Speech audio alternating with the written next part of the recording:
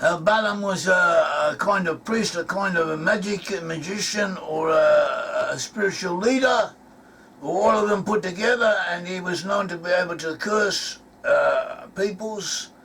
And the king of Moab, Balak, was afraid of the Israelites who had come out of Egypt and gone through the desert for 40 years, and they were just entering the land of Canaan. And they destroyed two kingdoms of the Amorites who bordered on Moab, the kingdoms of Og and of Sihon. And he wanted to hire Balaam to come and curse the Israelites. And Balaam at first was reticent, didn't want to go. In the end he did come. And they came together, and Balak took him up to a high place where he could overlook the camp of the Israelites. And they built an altar, and on each altar they built three altars. All together they went up to three different places, and each place he built 7 altars, and on each altar he sacrificed a ram, like a sheep, a male sheep, and a bull. So 3 times 7, he sacrificed 21 animals, 21 sacrifices, and altogether 42 animals. And in each of these 3 occasions, he prophesied, and he prophesied about the Israelites, mainly in the end times, and he also prophesied them in the time of exile, about them in the time of exile, and after that, after they'd done this, and each time he had tried to curse the Israelites, but in the end, instead of curses, blessings came out. So Balak dismissed him and said he wouldn't pay him because he hadn't done what he'd been requested to do. So Balaam then prophesied concerning the Israelites in the end times. So altogether you have 4 occasions of prophecy, and that is what interests us at the present. So the first place they came to, Balak and Balaam together, they came to a place called the High Places of Baal. Baal was a pagan god, the High Places of Baal. And he spoke of the Israelites of a people who have not been cursed and who dwell alone, they live alone, and they will be immensely numerous, a great number of them. And this is a prophecy that Balaam said on this occasion. See Numbers 23 verse 7 onwards. He took up this oracle and said, Balak the king of Moab has brought me from Aram. Aram is in Syria, or northern Syria. That is where Balaam came from the mountains of the east. Come curse Jacob for me and come denounce Israel. So he gives the 2 names of Jacob, of Israel, Jacob and Israel. Jacob is his first name. Jacob and Esau were twins, so Abraham, Isaac and Jacob were the forefathers of the Israelite nation. Jacob and Esau were the sons, the twin sons of Isaac and Rebekah. And Jacob eventually received the firstborn rights. He was the one who would receive the promises. And Jacob was renamed Israel.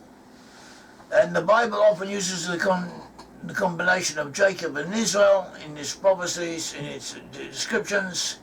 And in some cases, Jacob represents the Jews, it's the Judah. In other cases, Israel represents the 10 tribes. But this is not a ruling that applies in every case, and each case has to be looked for, has to be judged in its own individuality.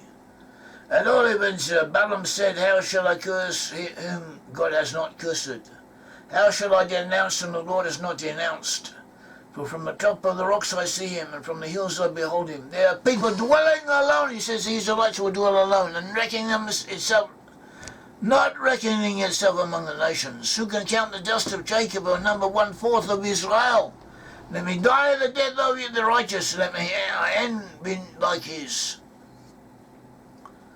And Josephus 37 CE to 100 CE paraphrases blessing. It says, a multitude of your posterity, that is your offshoots, shall live as well in the islands as well as on the continent. And that's what we find, they live in the islands. And they're more in number than are the stars of heaven. And so we have the two sections of the Israelite nations. We have Judah and Israel. Today, about 50% of the Jewish people, that is of Judah, live in the land of Israel, and the rest are scattered. They have major centres elsewhere, especially in the USA, also in France and Britain and in other areas. And the 10 tribes are also in existence, and they are extremely numerous. They lost consciousness of their ancestry as they were supposed to, lost consciousness of their ancestral religion, but more or less they stayed together physically. Eventually they all migrated to the west, creating a peoples of Western Europe. From there many moved to North America, Australia, New Zealand and other areas. And the British on the whole were descendants of Joseph. The two sons of Joseph were Ephraim and Manasseh. We find Ephraim to be dominant in Britain and the British Isles, or people offshoots from the British Isles, and Manasseh more in America.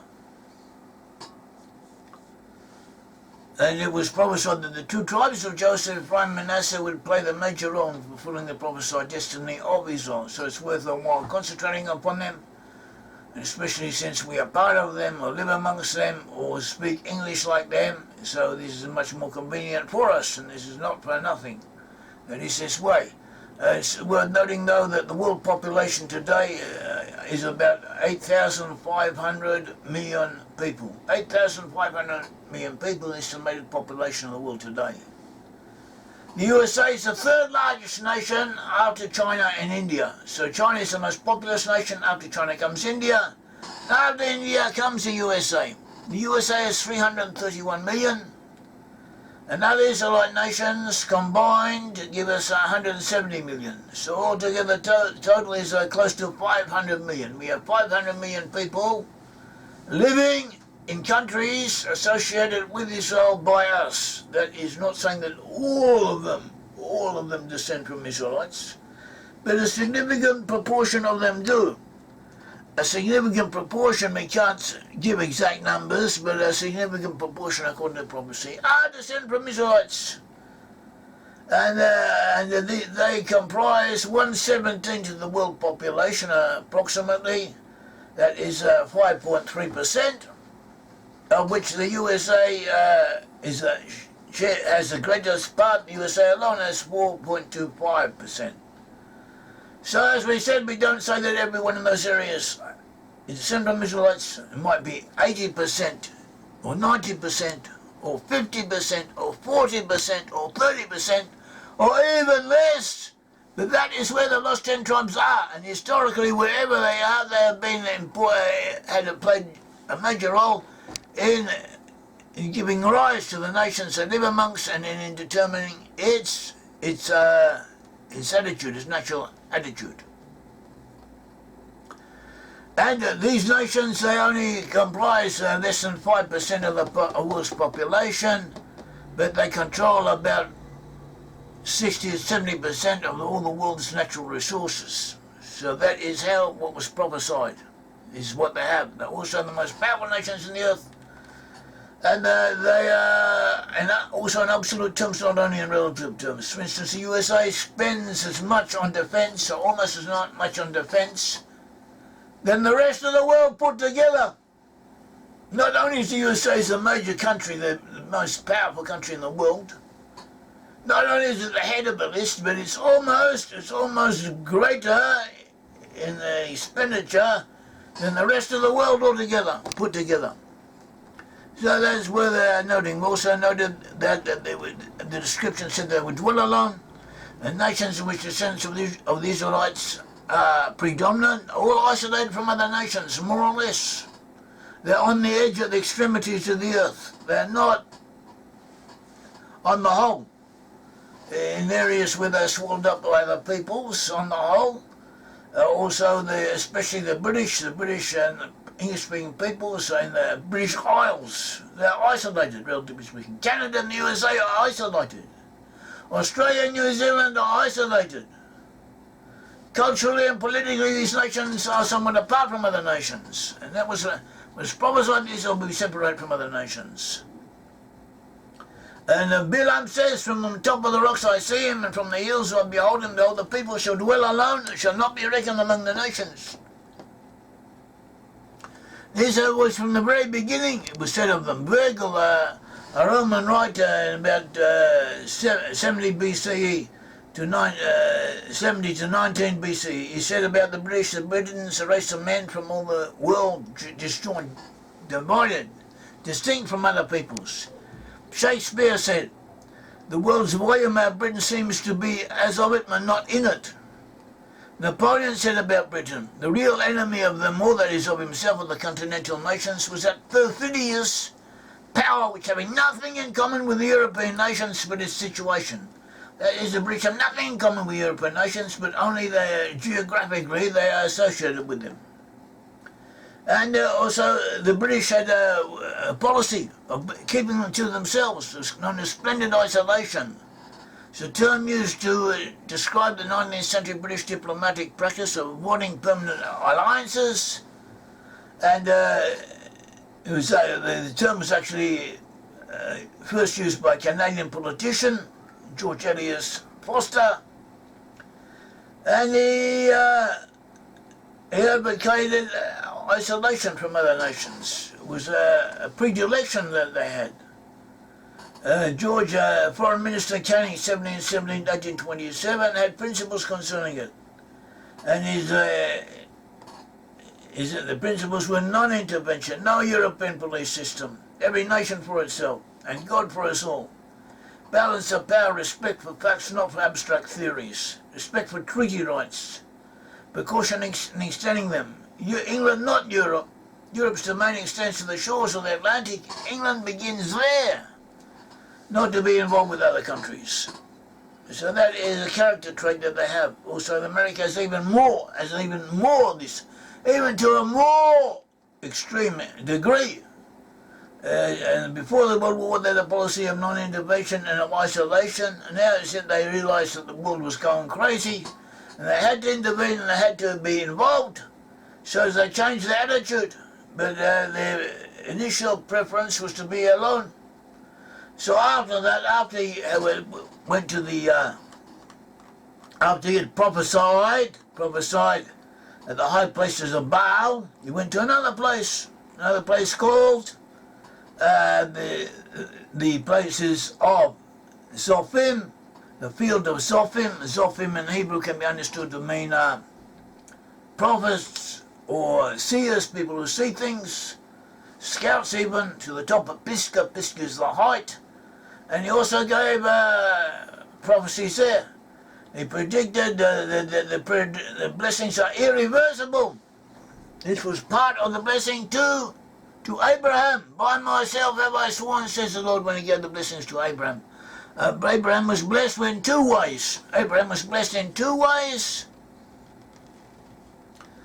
You see the blessing to Abraham. You take the blessings of Abraham and put them together and compare them with each other. So the blessings to Abraham can be divided into two different sections. Wherever dwelling in the land is mentioned, it also mentions keeping the commandments. Elsewhere, becoming a great nation and helping other nations, it doesn't mention the commandments, it doesn't mention the land, because after the Acadah, after when Isaac was almost put to death by his father, Abraham had been commanded to do that and was stopped at the last minute. God said, by myself have I sworn that from henceforth for that portion of the blessings were irrevocable, unconditional, and had to somehow or another be fulfilled. Well, that's what the sources say. If you look at the blessings, that's what you see. So I was discussing this with actually a rabbi. I mentioned this point that we come up. Told him about the sources. So he says, what do you want to say? You want to say that they will be blessed, and no matter what they do, the blessing will come into effect. They won't get punished for their sins. So I quoted another source. Another source was from a midrash that said that when Jacob left the house of his father on his way to Aram, he came to the field, and then he fell asleep, and he had rocks. He used rocks for his head and around him, and he saw angels going up and down And according to the Midrash, angels represented the forces, the powers of the earth. And that one nation becomes powerful, goes up, and goes down, up and down, up and down. That was what and the angels represent the guardian angels of the country. So it's one explanation. So, and he had a voice saying him, this is a legend, go up on the ladder, go up on the stairs.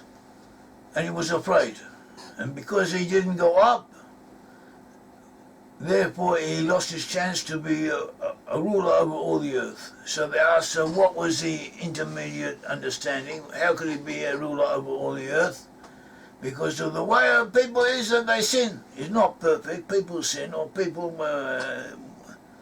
one generation keeps the commandments, another generation doesn't, or a person at one stage of his life is observant, another stage of his life isn't, and people lose out, and therefore they have to be punished.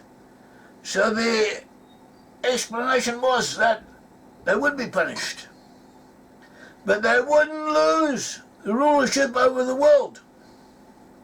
So if they sinned, then they would be punished by famine, or by some other way.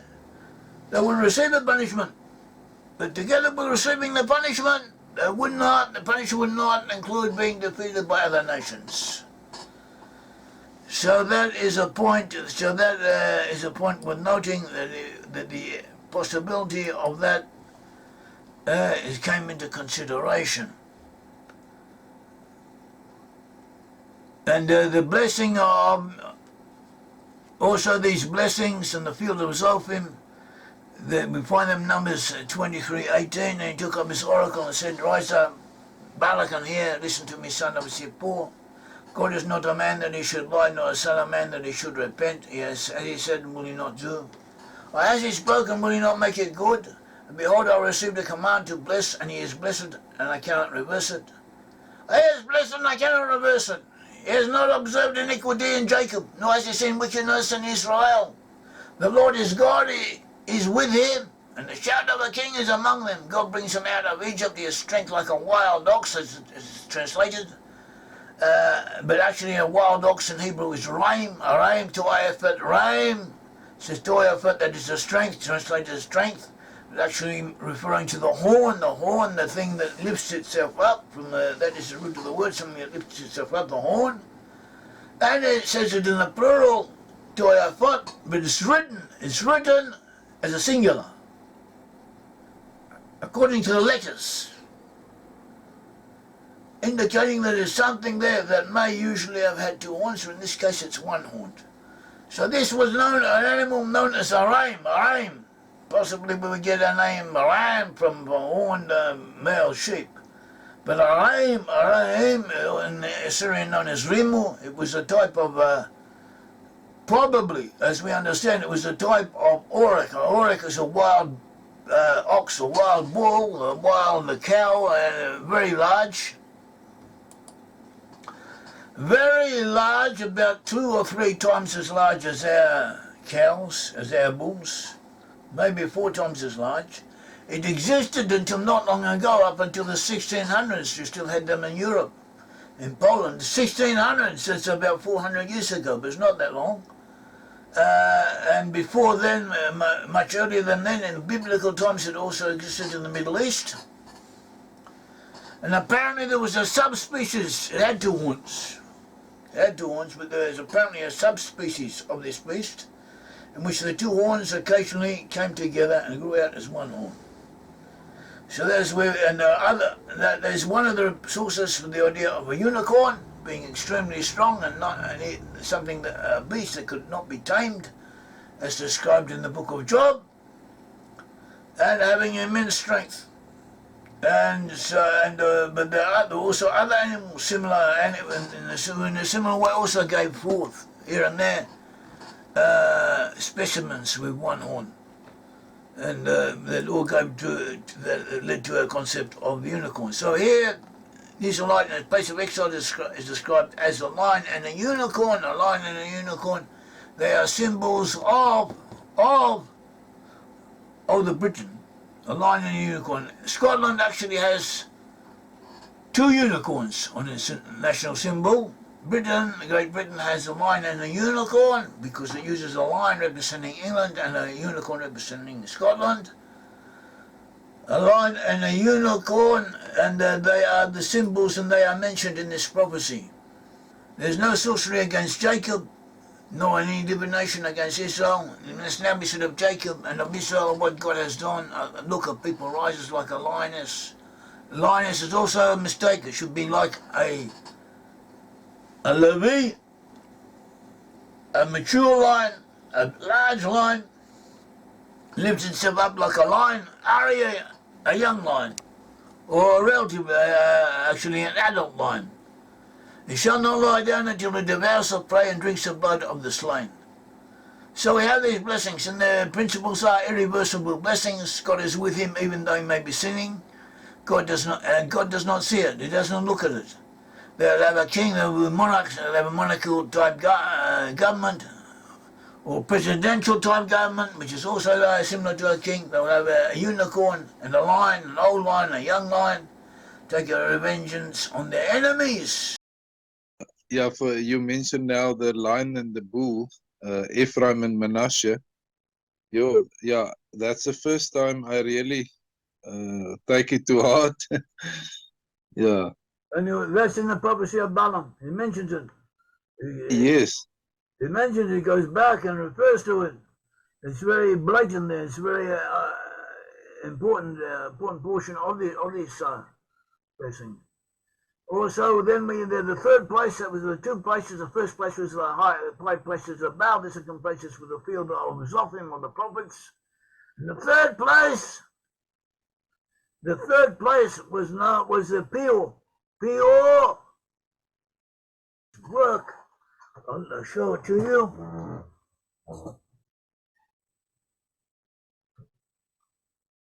Our friend Craig White,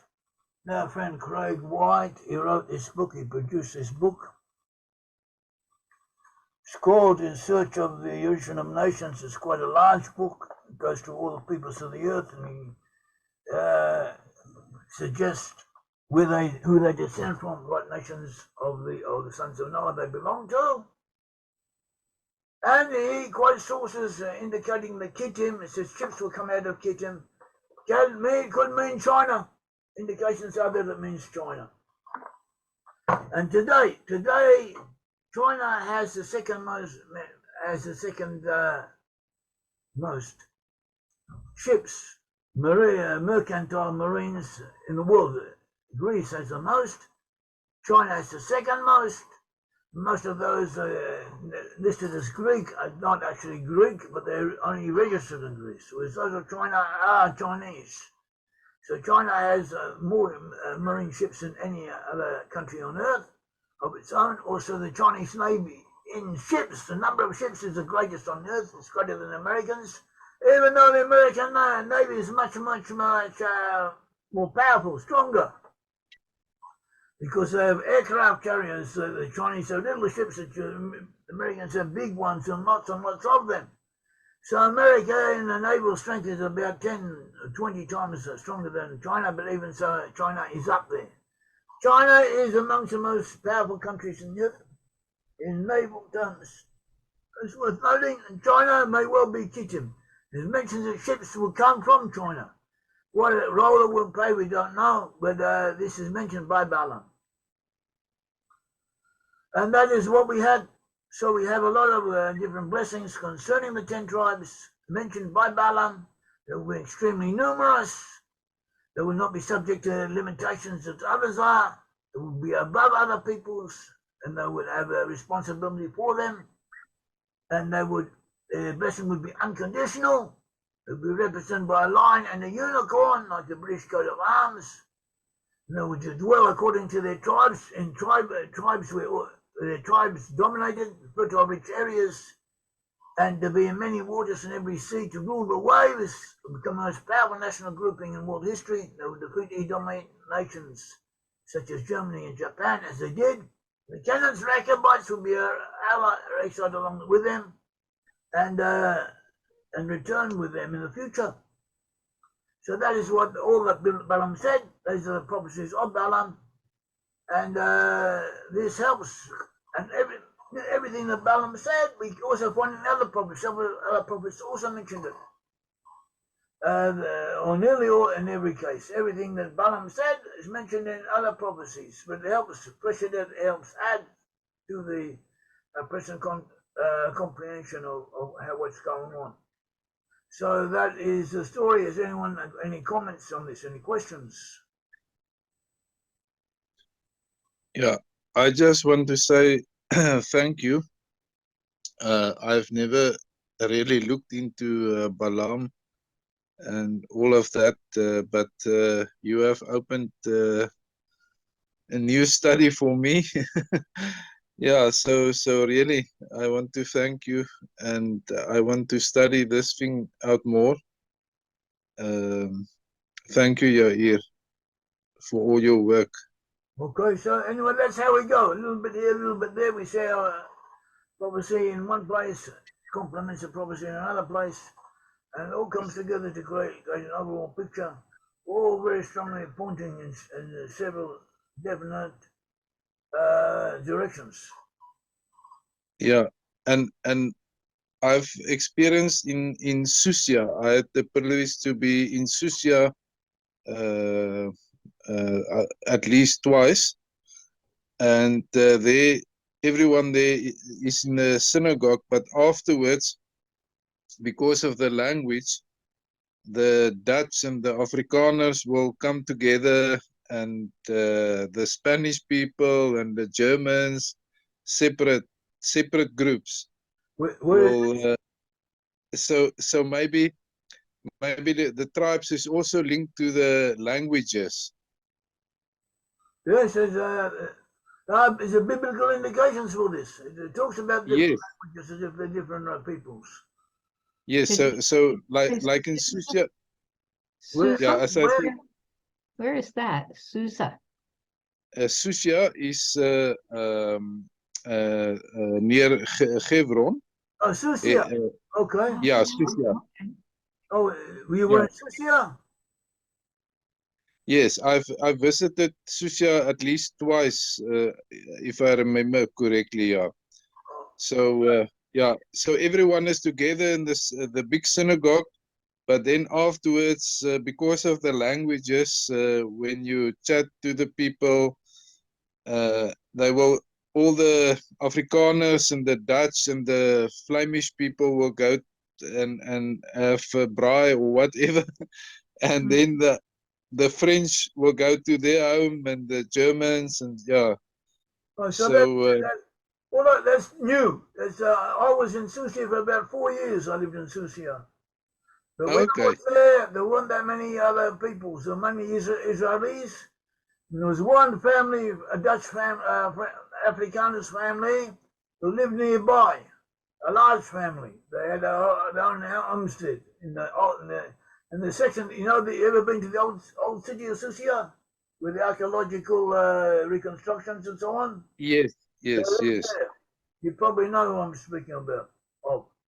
So family after that, others came, other people from outside of Israel that came and settled there. So you're talking about when I was there, it wasn't like that. It was different. Yeah. So what period you were in Susia? I can't remember offhand, but I can check it up. It was No, I just asked for shortly before in the same year when the tribes were published, I left.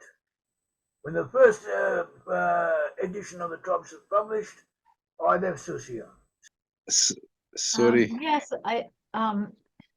at first I wondered if it would be possible when you post the first video, if you include the references on the screen, because you say them very fast and I couldn't write them as fast as you said them. But if you put them on there, then the listeners can look the verses up for themselves.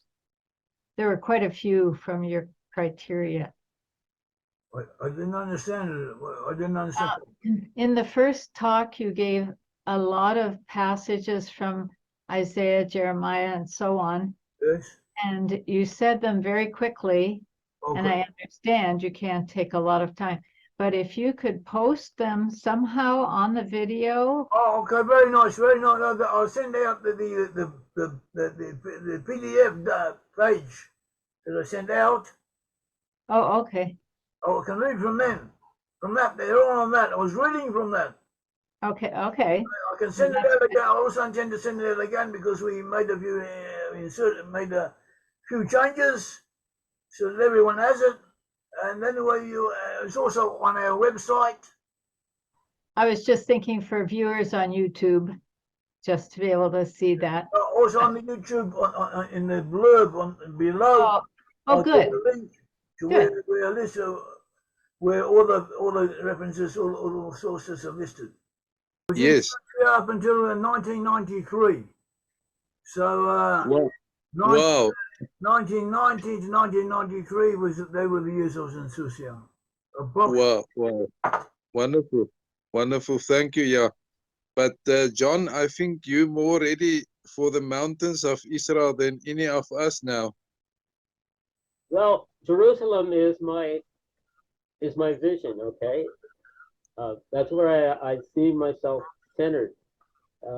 I stayed in Ottawa, the capital of Canada, for a long time, and it is very. It gave me the experience to understand and experience what goes on in Jerusalem. It's that's where I see myself. In fact, I identify more with Jerusalem than I do with the other parts of Israel. You know. Yes.